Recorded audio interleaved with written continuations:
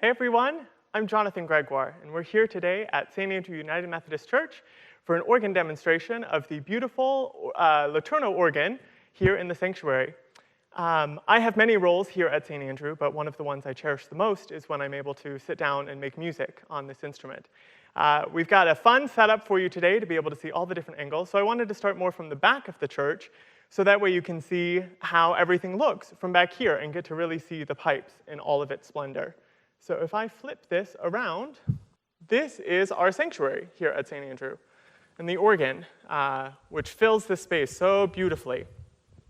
As you can see, the sanctuary here has 2 balconies, and total seats 1,600 people. Unfortunately, it has been empty for the last while, and we have certainly missed having all of you here with us in worship and having to worship online, and greatly look forward to the time when we can all be back together. Now, to get us started, I thought I would start with some music.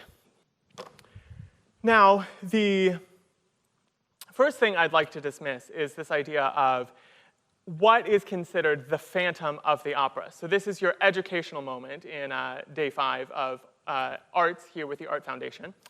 And the Phantom of the Opera, as it is known, sounds like this.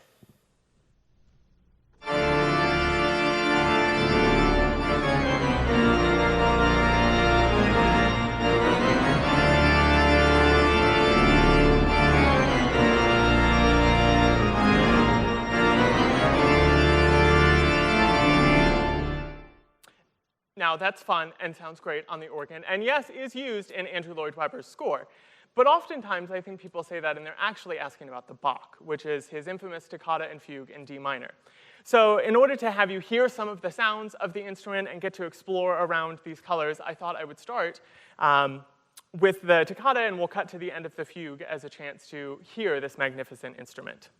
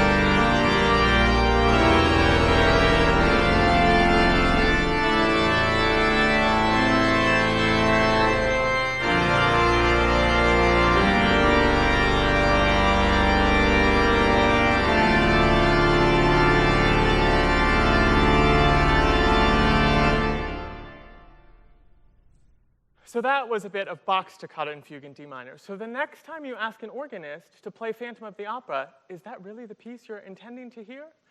Thank you. This has been your educational hour for the day. No, just kidding. We will continue on. So the organ is similar and different in a lot of ways. There's familiar aspects to it. So as we look first at kind of some of the sights that you're seeing, the first thing to notice is that the keyboards are arranged in the same setup as a piano. So we have middle C is located sort of in the center of the keyboard, and we go from there. The piano, of course, has 88 keys. Here we only have 61 notes, and so that spans us 1, 2, 3, 4, 5, 6 octaves. And so with that, we can do a lot of different things. There are multiple keyboards because we have different groups and families of sounds, different divisions, as we call them. And so you'll see on the side are all of these stops. Stops are called as such because when the organ was invented, it was sort of full organ all the time. You could imagine how great that always sounded.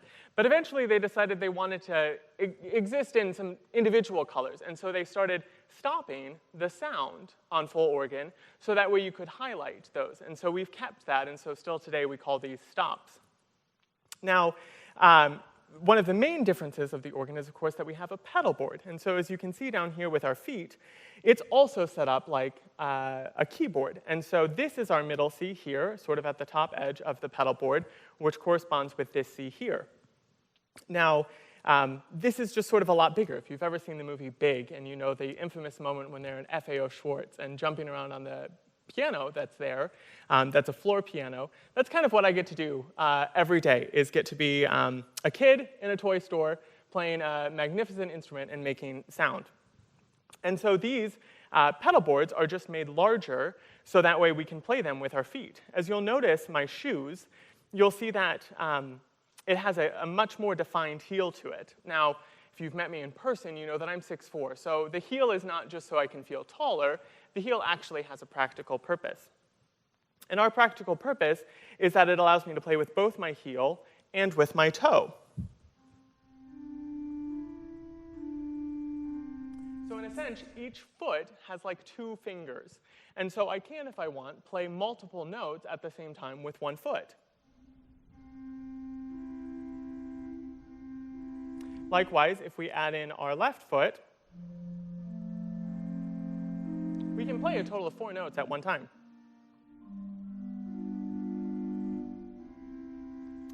Which gives us a lot of possibilities then for how we can create sound. That also allows us a lot of dexterity with our feet, so we can do things like this.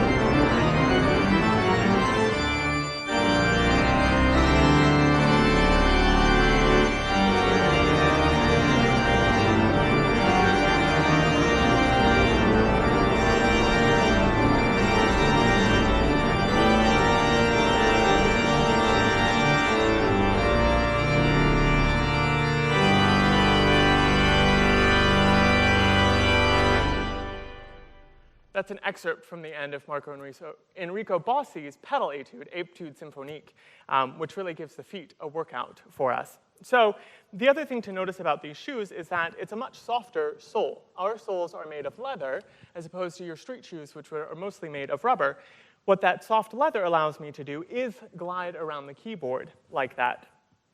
It also is thinner, so that way I can feel through my shoe in order to be able to feel the notes that I'm playing underneath. Now, as you're continuing to look, you'll see down here that we have a bunch of brass knobs, and those correspond with the buttons that we have underneath each of the keyboards. These are pistons, and you see me hitting those throughout the Bach piece as well as in the Bossi. And what that allows me to do is prearrange the different sounds that I want at any given time for automatic recall. Now, this is a specific attribute of electro-pneumatic organs where we have this capability of being able to have these stops move. If we take this, for example, this is actually what you see on the other side of the organ here. So this is a stop, and when I pull that out, it retracts. But you can see how it's set up is that there's a magnet that's set up here. And so depending upon if this magnet is set to repel itself, it'll go back in, versus if it's turned on to send it back the other direction, it pops out. So I have control to be able to move it with my hands, but it also is set up in a way that I can control that by hitting these different buttons. The other thing that you notice down here are a bunch of gas pedal-looking things, these silver swell shoes. These are considered swell shades, and it's named after the swell division, which allows us to control dynamics on the organ. So if you think about it, if you're in your room and you see the blinds, like your Venetian blinds, over by the window, if you want more light, you open them. If you want less light, you close them. In a sense, there are organ pipes up there that are inside of a box, and one edge of that box has those blinds. And so if I wanted less sound, I'll close those. If I want more sound, I'll open it. Part of this is because the organ doesn't do dynamics in the same way that the piano does. The piano, depending upon how hard you hit the note, changes the volume because it's a percussion instrument. It's a mallet hitting a string, sending it into motion. On the organ, it's more of an on or off. If I play it softly, or if I play it with more force, one, I don't hit the right note, and two, it ends up that the volume is still the same. And so we control dynamics by being able to have these swell boxes and by being able to set up our registrations such that we can add more sound.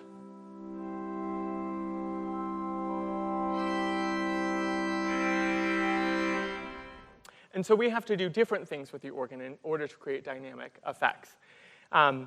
The organ is essentially a box of whistles in its most basic form. So if you've ever experimented with a Coke bottle and you were blowing across the top of it, that's sort of what the organ pipes do. So if we take an organ pipe here, you'll see that at the bottom we have the boot of the pipe, and air comes in through the bottom when the palate is opened underneath it to supply air into the pipe.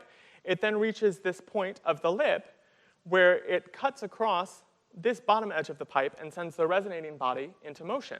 It sounds like this. So in effect, the air coming out there is you blowing across the top of the Coke bottle. And so organ pipes come in a lot of different shapes and sizes. So this is a metal pipe. We also have ones that are wooden pipes. And these sound like the same. So you can see the mouth opening here, and the air comes up in order to send that into motion. That's a happy coincidence that those are both the same note. Now, these pipes up there, if we were to go up there, which, stay tuned, we'll do a behind-the-scenes look a little bit later. The pipes, there are, ready, 4,335 pipes hiding up there. Now, those range in a lot of different sizes. You saw some that you could just hold in your hand. The smallest pipe sounds like this.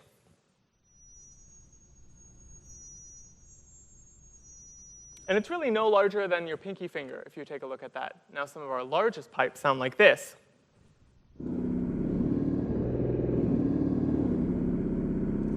That's our really fun 32-foot contrabombard. And that's really more the growl of the organ. If you're here in person, these low 32-foot pipes are the ones that you can feel. When you say that you feel the organ, those are the pipes that you're feeling. 32 feet literally means the lowest pipe is 32 feet tall. So if you consider, that's a pretty big-sized pipe. And each pipe then kind of corresponds to that. So when we have an 8-foot pitch, the lowest pipe is 8 feet tall. The organ is sort of built on octaves, and that's part of why we don't have as many keys this way, because we can create octave differences just by the notes that we have. So if I'm at the 8-foot pitch on middle C, and if I play that same note at 4 feet, the 4-foot pitch, it goes an octave up. 2 feet. Likewise, we go the other direction, so you have a 16-foot pipe. And our 32-foot pipes is the octave below that. So it's built in all of these octaves. So it's like having multiple hands playing at multiple octaves in order to create the sound. That also indicates different volume levels and is how we get more sound by adding more octaves to all of that. Now, I wanted to be able to play through some of the sounds that you're hearing. So the organ is grouped into 4 different families of sounds. So we have flutes, we have strings, we have reeds, and then we have just our main principal stops. So in effect, the organ is like an orchestra, and each one of these stops has as many pipes as you can see are notes. And so that's why how rapidly we can get up to 4,335 pipes up there is because each stop, we have 70 stops, 77 ranks of pipes, contribute to having that many pipes up there. And so if we were to take a listen to this is the Dance of the Reed Flutes by Tchaikovsky.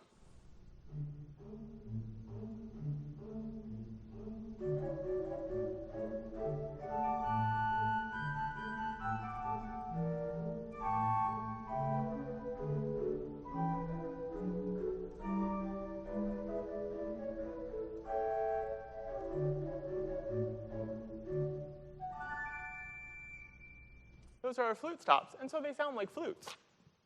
Now, our string stops sound like strings, incidentally, and so that you hear a little bit more of kind of a narrower nasal quality to it.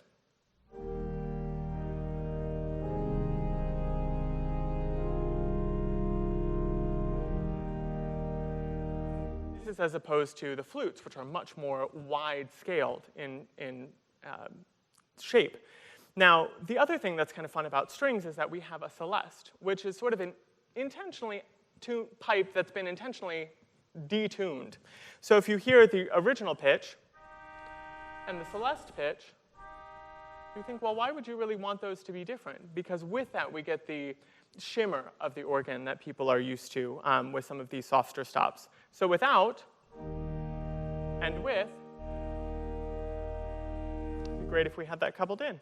Without and with, you see it adds a nice waver to it.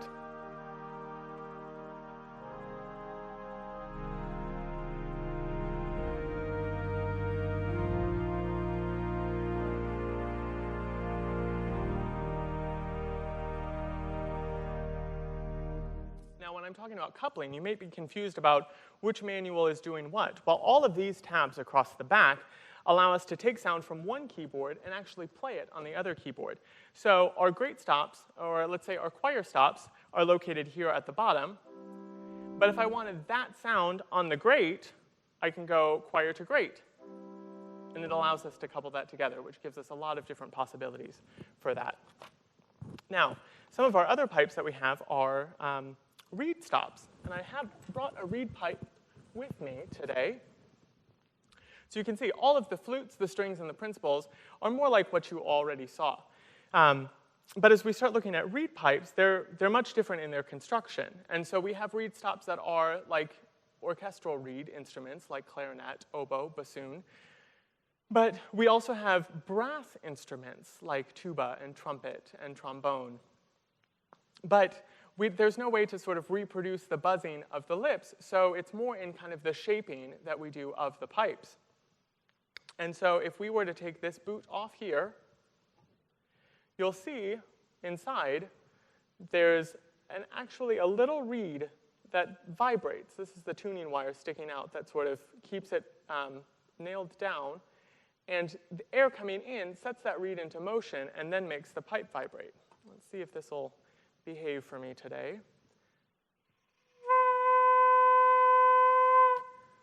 So you can hear it almost sounded like a little bit of a saxophone. And so that allows us to have yet more colors on the organ. So for example, we have a stop here called the crumhorn, which kind of sounds like a clarinet. And there's a very famous clarinet line.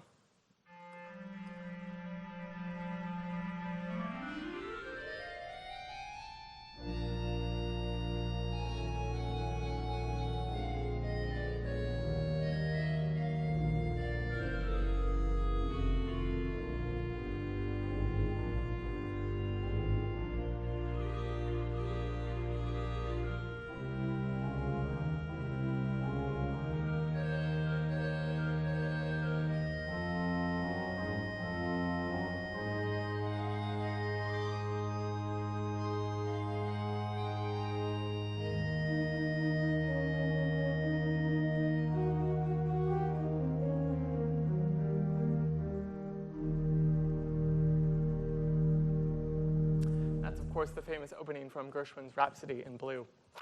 Now, we also have oboes on this instrument, and that sounds like this.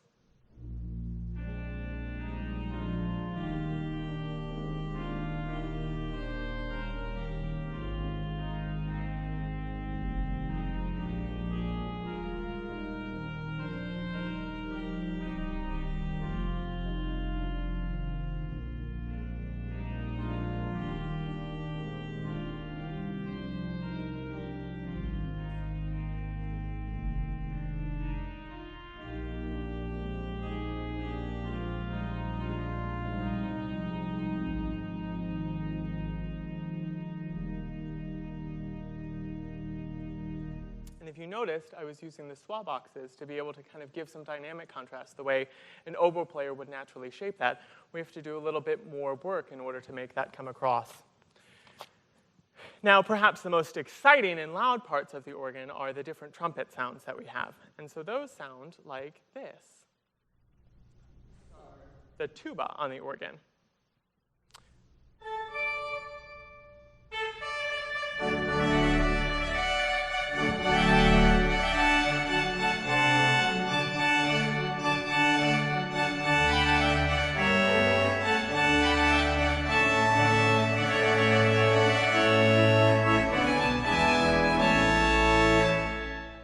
Now, in addition to the tuba, which is actually under expression,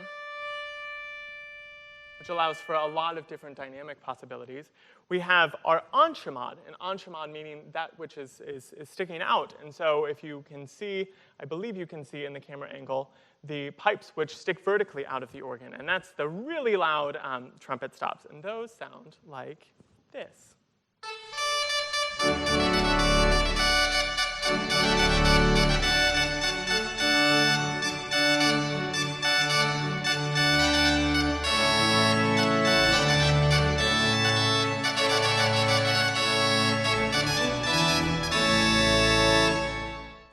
Perhaps not as historically authentic to play on those for a piece by Handel from the overture from his Fireworks, La Rejoissance, but nevertheless, that's what that sounds like on this instrument. Now, the last family, so we've talked about flutes, we've talked about reeds, which includes trumpets and clarinets and oboes. We've talked about our string stops. We have principal stops, and those are sort of the most characteristic of the organ stops.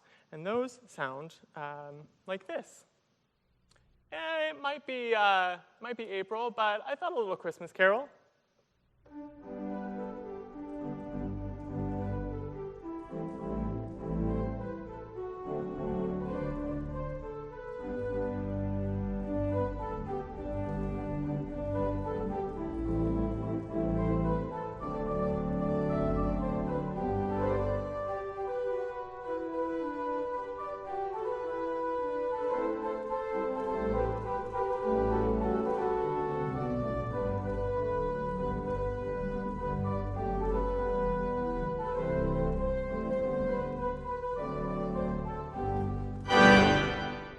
So the principals allow sort of that core sound to come through on the organ. We use them a lot for playing hymns and just general foundation sounds. Now, this organ is also pretty special because we have some other color stops on the organ. So we have our chimes, which are real.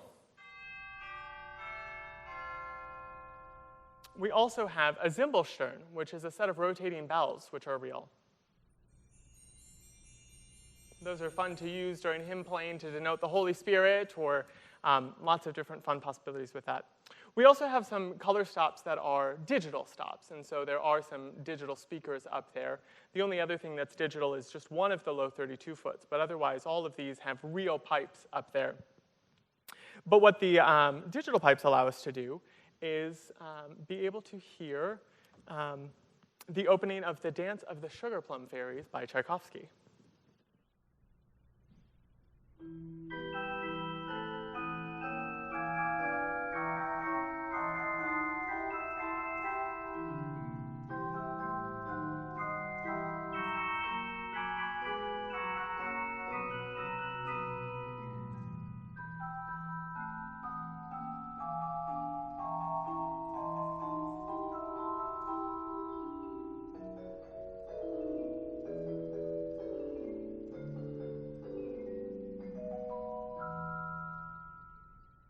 And so that's the harp stop and the celesta stop that we have that you hear in orchestras as well. So lots of fun, different possibilities, and as we continue to go with these various broadcasts, I look forward to bringing you some music and telling you more about the instrument. Also stay tuned for a broadcast where we'll go behind the facade of the organ and show you all the inner workings so you can see some of those 4,335 pipes. Because otherwise what you're seeing is just a small portion of what's up there. It's beautiful craftsmanship. The company of Létourneau did a magnificent job in this space, and so we'll look forward to sharing that with you. I hope you've had a great week being able to enjoy the different facets of the Art Foundation and seeing the different wings that we have. And stay tuned, like us on Facebook, be able to find out all of the events that we'll be offering coming up soon. Thanks for joining us today, and enjoy your weekend.